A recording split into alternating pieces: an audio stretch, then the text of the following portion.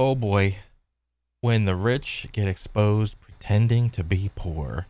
From your boy Moon. After the economic crash during the pandemic, a millionaire named Mike Black decided to try and prove that with a bit of hard work and determination, anyone could make $1 million from nothing in the span of just 12 months. He was so sure of his idea that he willingly volunteered for the experiment. It was a harrowing endeavor, but one he was willing to spare no expense on. He gave up his car, his house, and all of his money and cut off communication with all he knew before heading to the streets with only his phone and a camera crew to document his journey. After 10 months of building himself up, Oh, what happened? What happened, bro? 0 to $1 million in a year. an autoimmune disease and his father's deteriorating health brought a premature end to the experiment, during which Black had only made $64,000. He was nowhere near his initial goal, but he didn't. That's actually not bad, making 64K like in 10 months. That's not bad. What state? I don't know like what state he did it in. So I would imagine that also is a factor in all this. And also, if you have the mindset to make $1 million, you're probably going to make $1 million. If you don't have the mindset to make $1 million, you're probably not going to make $1 million. So the thing that he doesn't want to say is that he probably had some sort of plan to make $1 million, but normal people have no idea how to make $1 million in a year. That's the part he didn't leave, or the part he didn't want to say. Now, he tried to, design a method for it. I mean, that's great. Didn't consider it a failure, but those who watched his journey had a different opinion. They weren't happy with how he had handled this whole experiment, with many being quick to point out that Black had given himself an unfair advantage by starting with a phone. Most homeless people don't have mobile phones or can't afford a contract for a SIM card. Oof. Okay, so maybe you need to have a little bit of money and then you can make $1 million. And that he could always opt out and take care of himself with no hassle. His whole success, skills, experience, self-confidence. Oh, this is so full of contradictions. Yeah. Knowing that he could tap out at any time and has his family, money, and friends to fall back on. Yep. All of in your mind, you have this dude thinks he is playing in the Wild West of the job market and shit, but no, in the background, in your head, you're playing with the bumpers up. All right, if you're about to hit a gutter, this dude is playing with the bumpers up. He can't gutter ball. It's literally impossible for him to gutter ball. Most people, they're just playing normal ass bowling. If they gutter, they actually hit a gutter. Okay? If they're golfing and they slice the shit out of that thing, they're hitting some dude's house. It was an accident, sorry. Okay? So, yeah, absolutely. Whoever tweeted this is so right. Two crucial things most people in trouble don't have them, besides the narcissistic energy to prove that you can. Well, I mean, in 10 months he made 64, so who knows? If the older you get, the more you will realize you need to have money to make money. And the hardest part about making $1 million is probably the first $100,000 in a solid chunk. The first 100,000 is probably the hardest. Is what I've heard.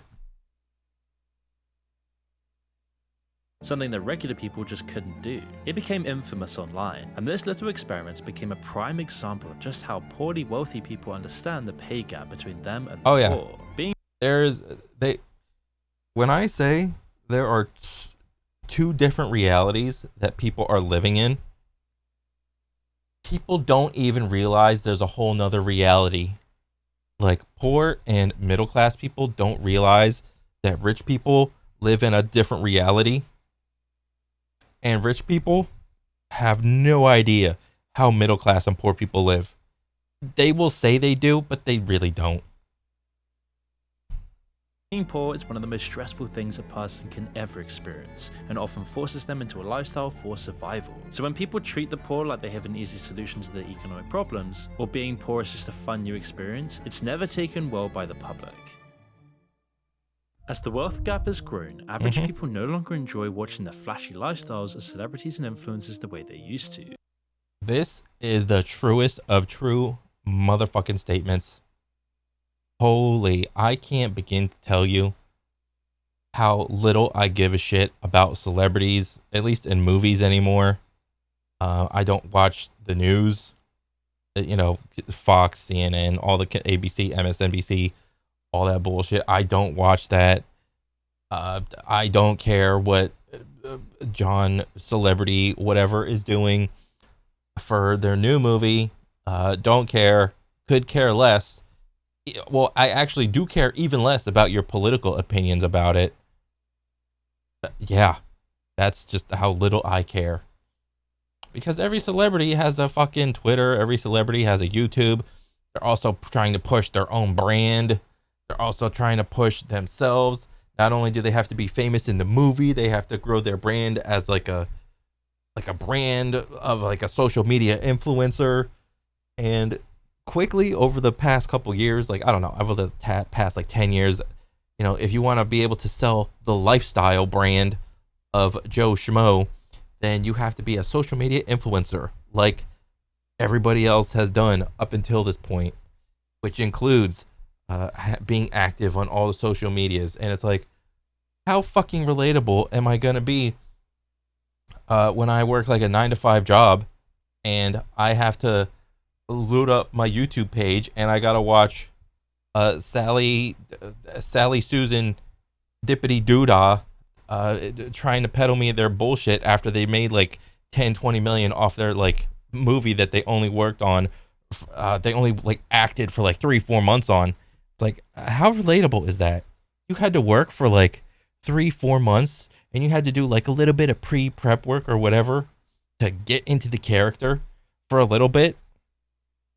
And then you made like, if your payout was anything over $1 million for less than a year of work, I am not relatable to you. I am not the target audience. Like, just stop.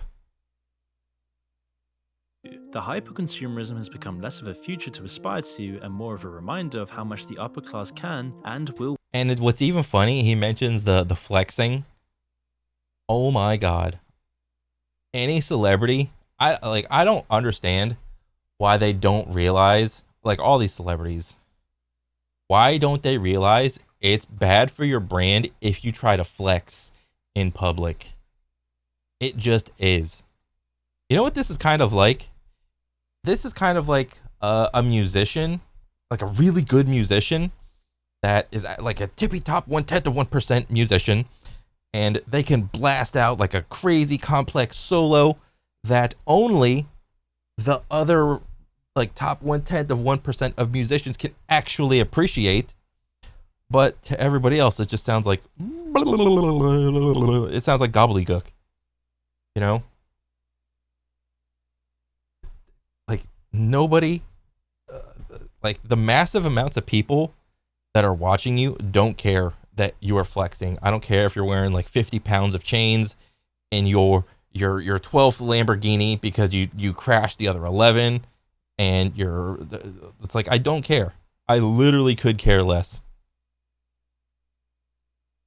Waste while everyone else struggles to make ends meet. It felt like a slap in the face, and as people's growing disinterest in wealthy lifestyles grows, celebrities began taking notice and got desperate to prove that they were the same as anyone else. You're not. You're actually not. You have millions, tens, hundreds of millions of dollars in your bank account. You're not relatable. Stop trying to be relatable. And they too faced the same struggles. the struggles of the working class. But what they hadn't Oh my god, I'm pent up in my mansion and I'm so bored. I don't have anything to do. Boo-hoo. anticipated was how poorly people would respond to this. One of the most notable examples occurred in early 2017 when the Kardashian West family decided to have a photo shoot. But before we continue, I wanted to mention our video sponsor. The sponsor. I love shitting on the fucking Richies. Dang it.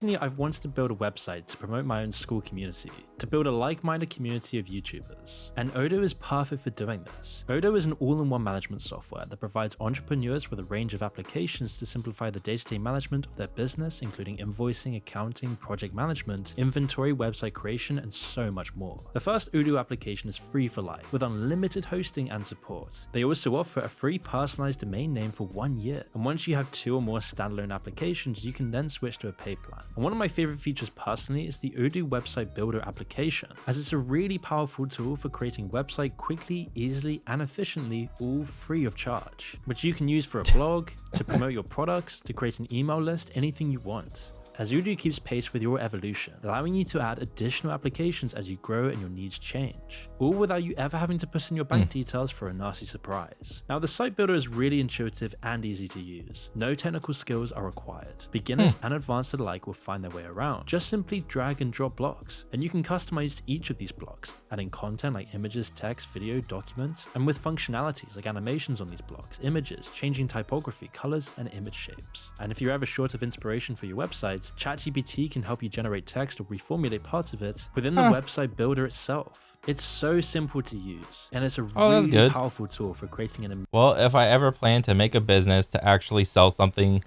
of any meaning, I will probably use this. Amazing website completely free of charge. So check out Odoo today. Build your website now by using the link in the description below. The former couple and their children are posed inside a middle-class home, wearing simple clothes while enjoying a romanticized version of a suburban lifestyle. While these photos were taken a few months after Kim was robbed and led many to suspect that the shoot was an attempt to downplay the flashiness of her true lifestyle to avoid a repeat incident, people found the shoot in poor taste. The Kardashians earned fame through their flashy, over-dramatized, ridiculous lifestyle. A lifestyle... Really? I thought it was just because the one girl had like a sex video and she like looked okay. Wasn't that like the reason that any of us are saying their last name at all? Lifestyle of being a trust fund kid is all they've ever known, so to see them wearing something simple in a grainy photo felt less artistic and more like the family was mocking the people that watched their content. It didn't help that shortly after this photo shoot, she went straight back to posting her glamorous lifestyle, though admittedly not as speedily as she was before, making sure to have left a location before posting a story or photo so more dangerous fans wouldn't track her every move. Like, honestly, these people, the reason these guys stay pent up in their mansions and shit is because you have all these absolute fucking degenerate weirdos stalking them with the cameras and the flashes. Like, are you fucking kidding me? Stop idolizing these people. Stop giving them attention. Oh my god, there's like 5 bodyguards around her. Like, she's getting like pelted like with flashes from cameras. That's so popular. Like, and it creates this image of like idolization. The fuck did she do? She just slept with some dude, and all of a sudden you want to take pictures of her? What are you doing? The Kardashian West weren't the first celebrity couple to do this. Angelina Jolie and Brad Pitt, Justin Hailey Bieber, and Dylan Sprouse and Barbara Palvin all had similar photo shoots in 2005 and 20. So like, I will say this, if the goal of theirs was to be like some sort of like artistic photo shoot, then I think it was fine. But if it was anything other than that, in an attempt to show how relatable they are and to appearing poorer than they actually are, then yeah, that's pretty stupid. 2019, respectively, and people were equally critical for various different reasons. Imagine how hard it would be if you really had to work to make ends meet. Yeah. From the celebrities treating their audiences. Whose house they pretending to live in? I mean, maybe what they could have done is to say, hey guys, we're gonna do like an artistic piece to like throwback to like the 80s or the 90s lifestyle. Look at all our photos. And they made it more like obvious or something. But I mean, if they didn't do that, then they're kind of like boneheads for just like saying, for taking, like probably renting out some like middle class house and just taking pictures. Oh, look at us, guys. Lives like a fun cosplay that they could step into for a few hours, to them commenting how marriage Y'all just got married and you think it's hard already. was difficult only 1 month in the Bieber's case. However, none of this tops Jennifer Lopez. Well, everything's kind of hard when you're a degenerate alcoholic. Attempts to stay relevant. The pop star began her climb to fame in the early 2000s, and while she was beloved by many, she was never particularly relatable. Even in the early days of her career, when she insisted that she was still Jenny from the block, people only ever saw her as a glamour girl, fully engrossed in Hollywood, but they didn't particularly mind that. But when she started trying to portray herself as someone tied to her parent roots in the Bronx, I used to live here. I used to live here. people began to have a problem. Look at that dude, doesn't even know who the fuck that is. No. Oh, that's so funny. Wait, Jenny from the block, not even getting recognized by her own block. With her. Lopez only doubled down on her attempts to portray herself as anything. Like, these people are in character. Like, if you don't think celebrities are like, and that's the thing when I try to explain this shit to my mom, like, any celebrity that you have some sort of like idolizations for, even when they go on like an interview or anything in public, period, they are in character. They will never show you their true selves. And if they're smart, they will never break character. Never break character if you are a public figure at all, ever. But a benefactor of fame, and it backfired catastrophically. This year alone, she's seen failure after failure, with her comeback album This Is Me Now barely hitting the top 200 and doing even worse as a musical film adaptation. Her behind the scenes documentary of the film did even worse and was more awkward than anything else. You can't help but actually feel a little bit sorry for Ben Affleck in some moments. Things got so bad for J-Lo that she had to rebrand her North American These are adults that are smart enough to make their own decisions. Do not feel sorry for them. tour to her greatest hits because it wasn't getting enough sales, and then she just ended up cancelling the entire thing, though she claims it was just to spend time with their children, friends, and family. These celebrities don't seem to realize how painfully tone deaf their attempts to blend in are. Worse so, they do a brilliant job of highlighting just how separated they are from their audiences. And it's not just an issue that lies with celebrities. Numerous brands and influencers have done similar things. Balenciaga famously released the distressed Paris sneaker, a $1,850 pair 1,800 of fully destroyed sneakers raise eyebrows online. of shoes reminiscent of what a homeless person might have to wear. Oh my god, is this what homeless people wear? Oh my god.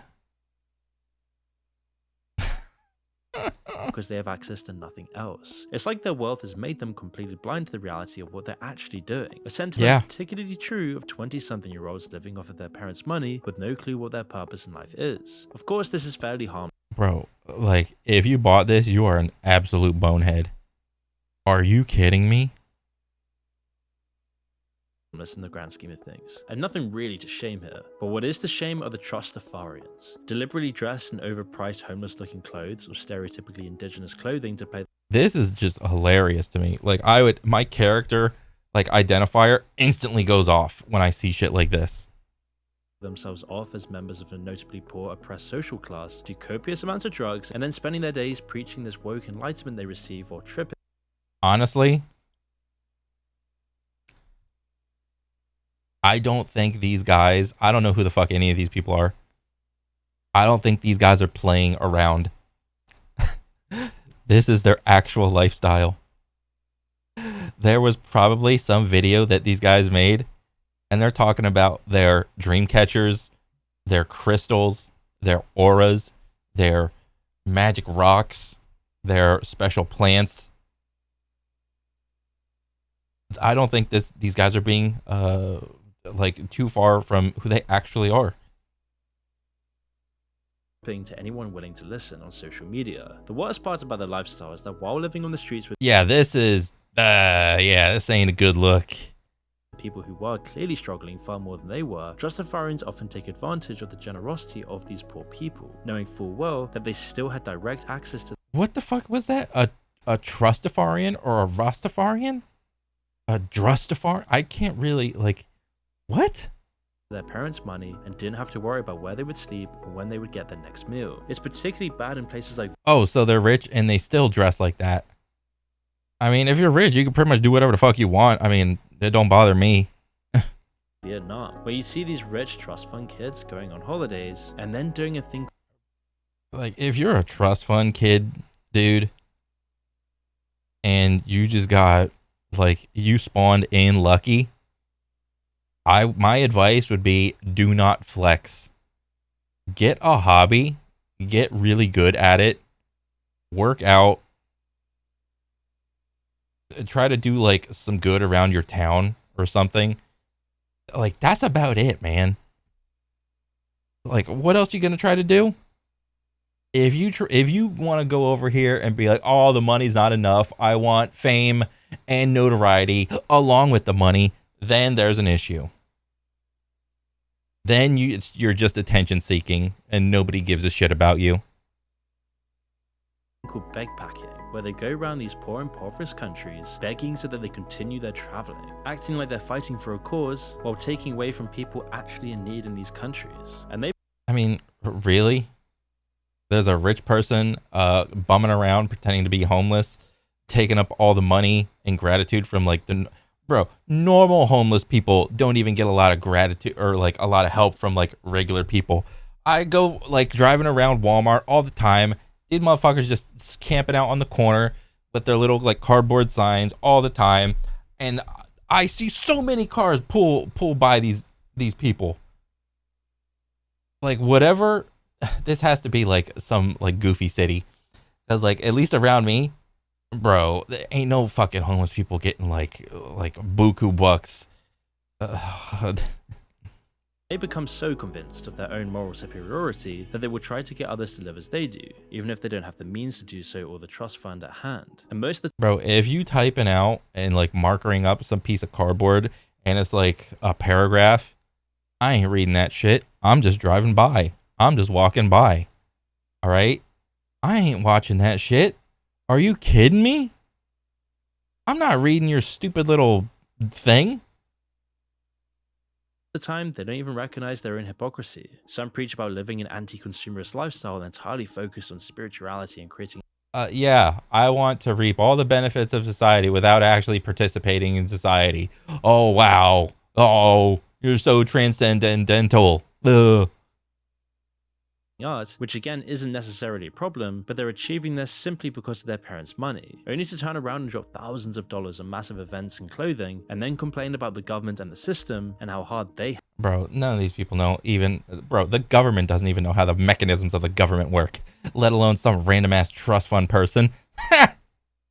have it. Sadly, much like celebrities, all this virtue signaling is a desperate attempt to fit in and seem relatable without changing anything substantial about themselves or those around them. But many wealthy people think that by putting themselves on the same level as regular people, or rather as the portrayals of regular people they see in the media, they will gain empathy and maintain a status of relevancy. Most of the time, it's very easy for audiences to see past the facade, and Yeah. any attempt at defense just Oh, this guy.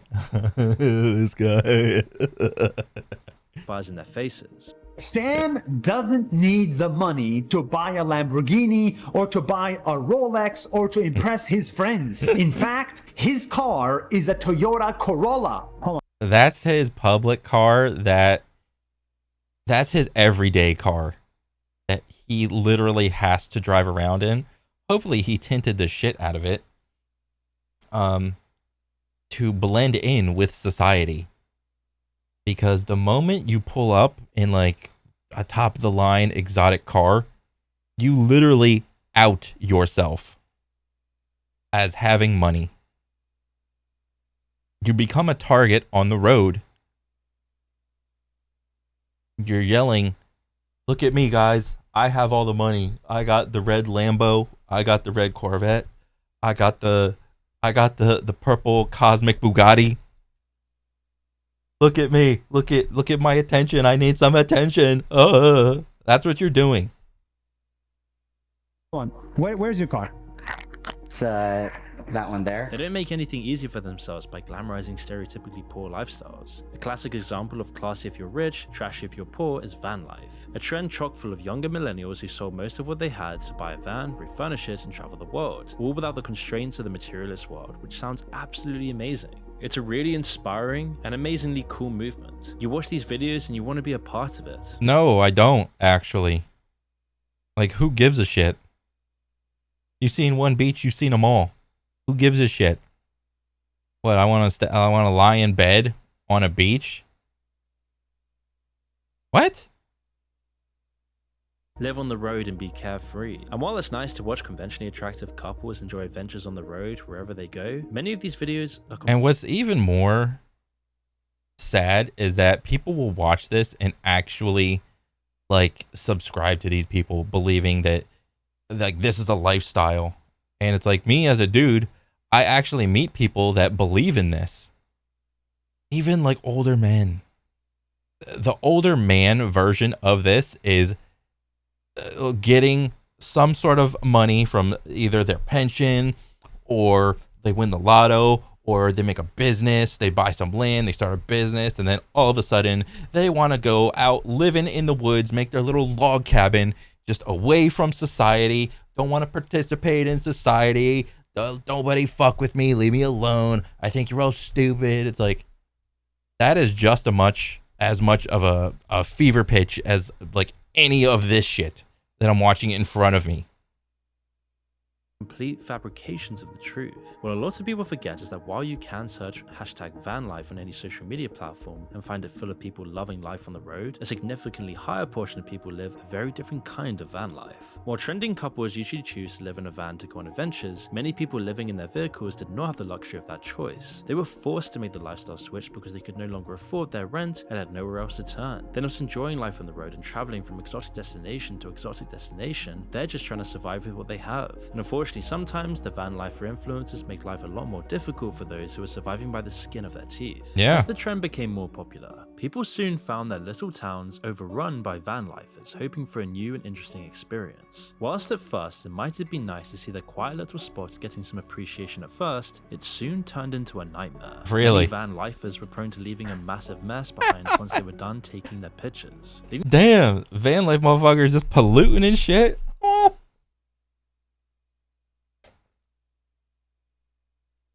Oh, this is so funny. To far too many examples of once beautiful areas getting trashed with excrement, toilet paper, and other garbage. And it wasn't just the picturesque locations either. Several parking lots befell a similar fate. This mistreatment of public and private spaces often forced those... Well, that's just because these people are so socially retarded. And I mean, I don't know. That's all I can really say. They're just socially retarded. Like, I probably do like a decent, like a pretty... I go out of my way to literally not throw anything out of my car. I think I have probably more trash in my car than I have. I don't think I've ever thrown out anything of my car window, let alone fucking like cut up pieces of food or celery stalks, or, you know, whenever you go like down the road and like there's a red light and you see like the car in front or on the side of you and they just flick out like a cigarette butt or something. And it's like, or even worse if they throw out like a whole piece of paper or something. Like, oh my God, that pisses me the fuck off. Are you kidding me? Oh my God. Those running the areas to ban overnight stays, meaning that well-meaning people living on the road were forced to drive even further to find a free place to stay or risk paying a hefty overnight fee. People living in their cars usually can't really afford to go much further than work. Well, the general consensus of where to park your car is just find some random ass Walmart and park under a tree in the very back parking lot of the parking lot, and yeah, you're pretty good to go. If they have work and their overnight parking spot or shopping center that lets them take refuge in their parking lot. So when others start to misuse these public spaces by leaving them in such a poor state, it only compounds the negative effects on everyone else who has no option but to be in the situation. The sad thing is that some of these van lifers are so consumed with their social media presence that they often miss out on the very sights they left their conventional lives to see. They've got the pretty van and the picturesque moment on their Instagram, but because they're too busy trying to show the view to everyone else, they never actually fully immerse themselves in the experience at all. And it's this I don't know. They're probably enjoying it. All you really got to do is just fucking put the phone in the little doodad and hit record and all that shit. Like, that's not tough. That takes 2 seconds. They're probably soaking it up and all that shit. But, like, again, this just goes back to these people trying to sell, like, a false lifestyle. Yeah. Quest for relevancy that completely defies the point of van life in the first place. And billionaires make similar attempts to appear relatable, but they do it for very different reasons and often with slightly better execution, while celebrities entrust Ethereans to a lousy job of. I actually wonder how much time and effort it takes for either like Mark Zuckerberg or Elon Musk, like time, effort, and research to try to figure out what is it like to be like a normal person. I would love to hear that conversation. That's got to be the most interesting conversation. I wish I could hear something like that, how that goes down. Of hiding their wealth behind. You remember that, like, there was like one episode of The Price is Right or something where like Bill Gates went on and he's like playing one of these little mini games and he's like trying to guess the prices of like simple household things. And then he literally added about $50 to like everything because he had no idea how much anything cost. He thought like peanut butter was $20, like bleach was like $30 or something. What else? He thought everything was like either 10, like $20 or something. Like, oh yeah, and like the audience was, it was like so awkward for the audience. Behind expensive depictions of poverty, billionaires have developed a fine balance between enjoying their wealth and showing off that they still do things average people do. Given how Oh, hello, fellow brokies. I am just like you. I put my pants on one leg at a time. I put my toast. I eat my toast one bite at a time. I am just like you, fellow brokies. That's all I can imagine. how much influence you need to become a billionaire, one might assume that we have a record of every billionaire that exists, but that's not the case. In fact, when Forbes attempted to calculate how many billionaires there are in the world, they really couldn't. While all the power and influence definitely pull people into the limelight, Oh, come on. Also You can't. become a billionaire, one might assume that we have a record of every billionaire that exists, but that's not the case. You kind of do. What? There's just like magical, like faceless, anonymous billionaires just participating in society. Like, no, you don't want to list. You don't want to put out the actual number. Okay, it's fucking easy to track these people. Are you kidding me? You have a little graphic picture of everyone right fucking here. In fact, when Forbes attempted to calculate how many billionaires there Forbes thinks there are 735 of them in America. Okay, boom, there's a number right there. Oh, another account finds 900 plus. Whatever the answer, the mystery is revealing, and the number is growing rapidly. Yeah, sure, everybody's becoming a millionaire. Yeah, what a load of shit. The rich get richer, the poor get poorer. It's not about what you know, it's about who you know. there are in the world, they really couldn't. While all the power and influence definitely pull people into the limelight, they're also excellent tools for keeping them out of it, especially if said people want to enjoy their wealth and the luxuries that come with it in peace. Many lesser known billionaires are great at staying under the radar and enjoying life, which makes a lot of sense. In fact, if you're not a celebrity or the founder of a household name, it's really quite easy to keep out of the public eye. You've just got to pay off the right people. But this begs the question, if most billionaires can hide with such ease, why don't all billionaires just do this exact same thing? Because they like attention. Like every human. They like the attention. That's why they do it. It's not enough to be rich. It's not enough to make some sort of groundbreaking technology or business or something like that. They want you to know who they are. Other than having millions of people scrutinizing their every move wherever they go? Well, the short answer is marketing. For billionaires like Elon Musk and Mark Zuckerberg, showing off their success is one of the key ways they draw investors to their businesses. By living a lavish lifestyle, they're not only showing potential investors all they could be Billionaires attention seek just as much as your favorite social media influencer, just as much as anybody, really. to, but also proving how good they are at business. In other words, investors see a clear opportunity to make bank if they believe in the founder and their origin story. However, there's much more to getting investors than just showing off what they're capable of. Billionaires also need to prove they're actually good at managing both their personal and business income. A study conducted by the National Bureau of Economic Research in 2012 found that CEOs who were quicker to spend their money were often more likely to be guilty of fraud or more concerned about increasing their personal income. On paper, a group of rich Western kids volunteering to help out a community in a developing country doesn't seem like a bad idea. They get to experience the struggles of another country while also learning about the culture and doing their part to make a few people's lives a little bit better, building them new spaces, bringing them gifts, and teaching them a language they don't have a complete grasp of. But unfortunately, while these trips can be excellent teaching moments for privileged kids, they end up doing way more harm to the local communities than Does voluntourism do more harm than good?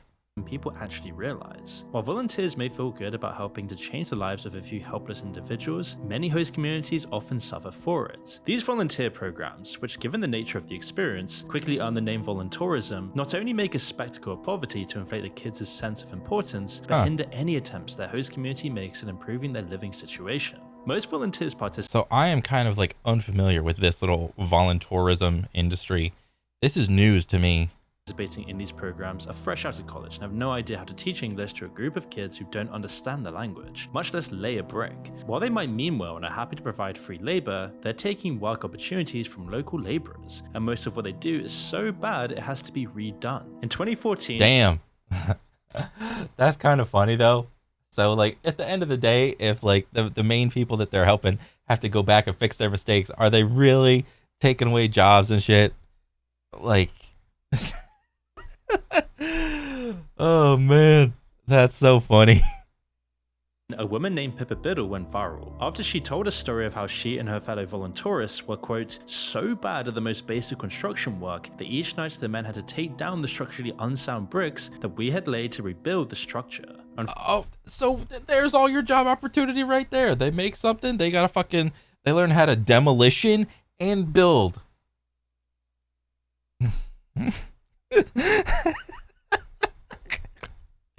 Oh my god, dude. Unfortunately, voluntourism programs care about making a profit more than they care about contributing to the local economy. The crux of my experience was that I realized while I was there, while we were trying to build this library, that the work we'd been doing was being redone while we were sleeping, in such a way that we would not be aware.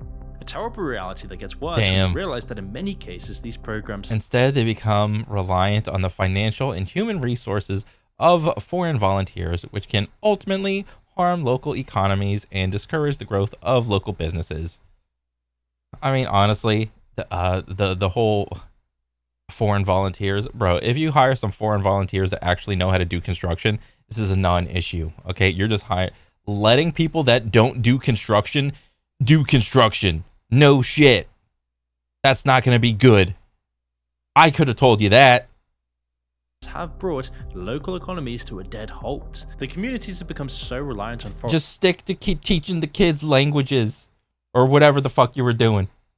aid and short-term volunteers that they no longer support local businesses. Because why buy new things when a group of foreigners is just going to bring you everything you need? In some areas, the effects of these programs have become so bad that some communities refuse and even ban international volunteers. They're not interested in an experience more focused on making volunteers feel morally superior. So what happened with that Mr. Beast video where he came in and made that little village of houses and shit, or the other video where he came in and gave all the villages like a decent like water system or something like that? Did he just like ruin that entire economy? Than actually trying to help the community. Sadly, economic damage is not even the worst part of volunteerism. When you look through photos of these programs, one of the most popular activities is interacting with orphans. You often see smiling kids hanging out with a bunch of volunteers and teaching them how to dance, or hear testimonies of how much these children enjoyed the visit from these volunteers. Everything seems great, and whilst these pictures and testimonies look really wholesome and sweet and pull at the heartstrings of others, they're hiding quite a dark reality. Children are usually scared of strangers. It's a normal psychological result of encountering Fear of strangers is normal and common. It can start around 8 months and usually passes by around 2 years. Okay. Key points. You can help your child feel more comfortable around strangers by being patient, introducing new people to them gradually. For older children who are afraid of strangers, it can help to work on building independence.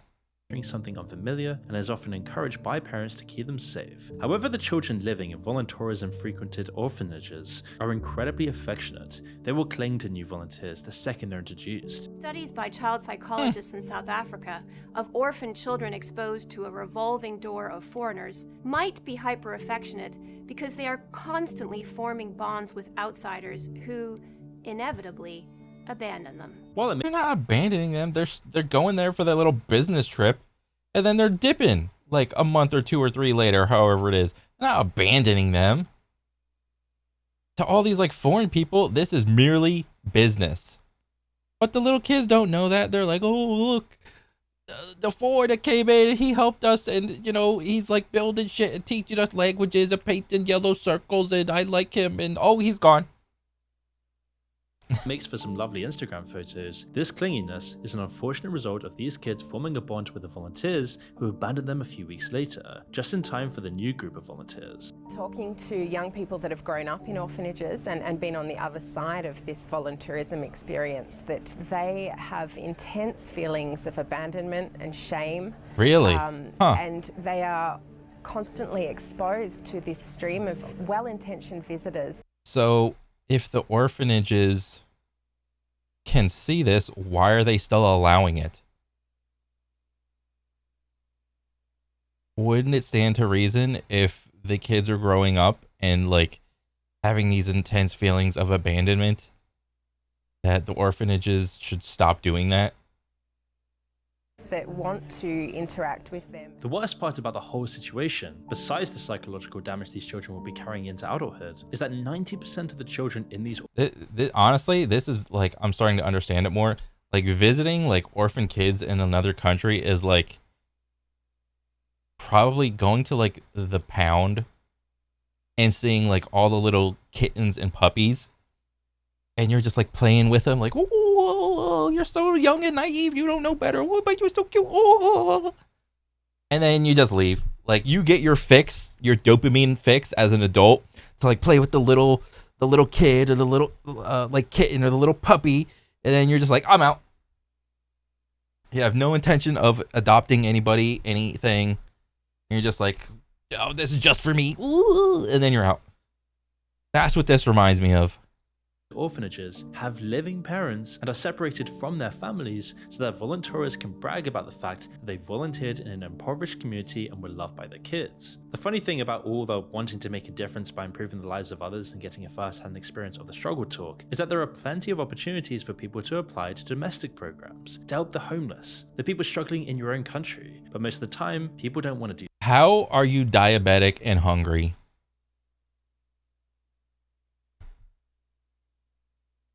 Understandably, there's like the overwhelming amount of people that like are diabetic, but then there's like the little sliver of the pie slice where it's like a genetic thing.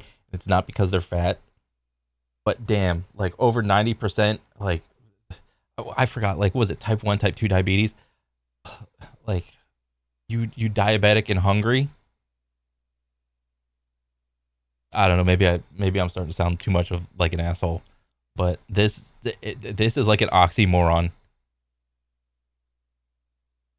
Do that. While on the one hand, this is because you need to have some understanding of what you're doing before you can volunteer domestically, a luxury not usually afforded to developing countries, the large reason is that going to a foreign country to help the needing looks significantly more generous and unselfish because it makes volunteers look like they're willing to give up the luxuries of home to deal with the struggles that come with living in a developing country. At the end of the day, being a tourist is significantly more helpful to these countries as you're actually contributing to the economy and enabling families to provide their children with an education. By spending money in a way that supports the local economy, tourists can make a huge difference while Yeah, if you're gonna go be a tourist, be a tourist. That's it. experiencing a new culture and environment, just as volunteerism advertises. If you enjoyed this video and you want to learn how to make videos like I do on this channel, well, I'll show you behind the scenes stuff and how we post so many videos, on how we create the videos in the first place, and how I grew the channel to have over 1 million subscribers. You can join me in Moon Society, For just $5 a month, you can talk to me and a bunch of other content creators to grow your audience and make better, Nice. more meaningful videos together. While I'll be doing specific YouTube Q&As, calls, and regular posts to give you as much help as possible. So if you're a filmmaker, creator, someone who wants to make meaningful content and put it online, you can join me and hundreds of others at Moon Society on School. Use the link in the description below. Dang. Well, that was another banger for Moon. I remember putting this in my queue and I just never got around to watching it, but shit. I am so thankful I watched it. But yeah, like rich people pretending to be poor. It's never a good look. You should put more time and effort into learning to look like a normal person, if anything. Don't look poor. But honestly, how that conversation goes is like, this is how I think it'll go. Okay. And I'll be like, I don't know, Elon Musk talking to like his person, like researching this, and his name's Jeff. Okay, Jeff, I need to look poor, but not too poor, okay? I don't want to look homeless poor, because everybody knows me. I'm Elon Musk. But I want to be like, let's say 50 to 75K a year, like poor. Okay. That's how I think that conversation goes. Oh my God. But dude, overall, cool ass video. I love this. Keep them coming, dude. This shit's so good. But yeah, that's pretty much it for me, guys. I'll catch you on the next one. All right, later.